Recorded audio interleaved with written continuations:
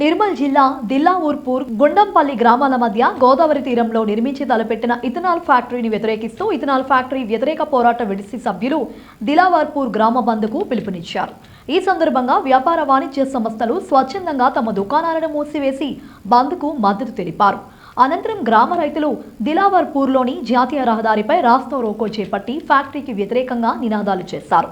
ఈ సందర్భంగా రైతులు మాట్లాడుతూ తమ గ్రామాల్లో ప్రతి సంవత్సరం 3 పంటలను పండిస్తామని, ఈ ఫ్యాక్టరీ నిర్మాణంతో తమ భూములు ఎడారులుగా మారి తాము రోడ్డున పడే అవకాశం ఉందని వాపోయారు. ప్రభుత్వం వెంటనే ఈ ఫ్యాక్టరీ నిర్మాణాన్ని ఆపాలని, లేనట్లయితే ఆందోళనలు ఉధృతం చేస్తామని హెచ్చరించారు.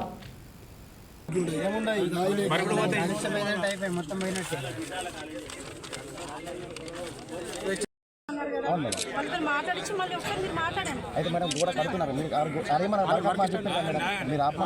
మళ్ళీ కడుతున్నా మా ఉద్దేశం అంతే. మీరు అప్పటి వరకు ఆపేయండి మేడం.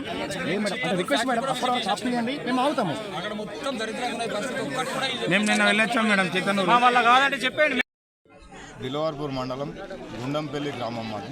గుండంపల్లి దిల్వార్పూర్ 2 గ్రామాల మధ్యన పచ్చని పంటలు పండుతాయి. మా దగ్గర 3 పంటలు వస్తాయండి. 3 పంటలు వండే స్థలంలో కొత్తగా ఇథనాల్ ఫ్యాక్టరీ అనేది నిర్మాణం మొదలెట్టిండ్రు. ఇథనాల్ ఫ్యాక్టరీ వల్ల మా పంటలు దెబ్బతింటాయి, కాలుష్యం బాగా వస్తుంది.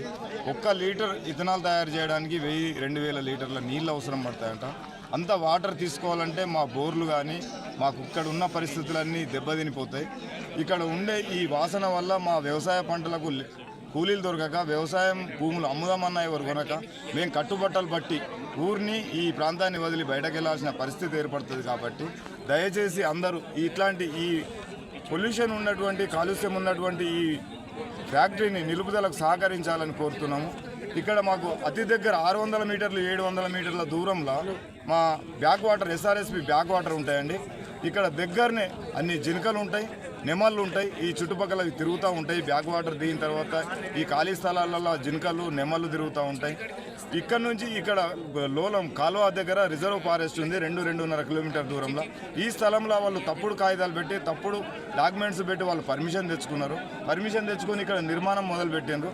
ఈ నిర్మాణాన్ని అడ్డుకోవడానికి మేము గత 3 నెలల నుంచి ప్రయత్నం చేస్తూ ఉన్నాం. మధ్యన 2 నెలలు ఇక్కడ ఆపిండ్రు.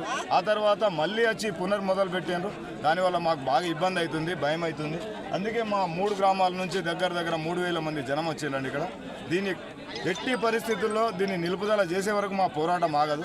ఖచ్చితంగా దీనికోసం మేము శాంతియుతంగా ధర్నా చేస్తున్నాం, పోరాటం చేస్తున్నాం. దీనికి కలెక్టర్ గారు మీద ఉన్న పై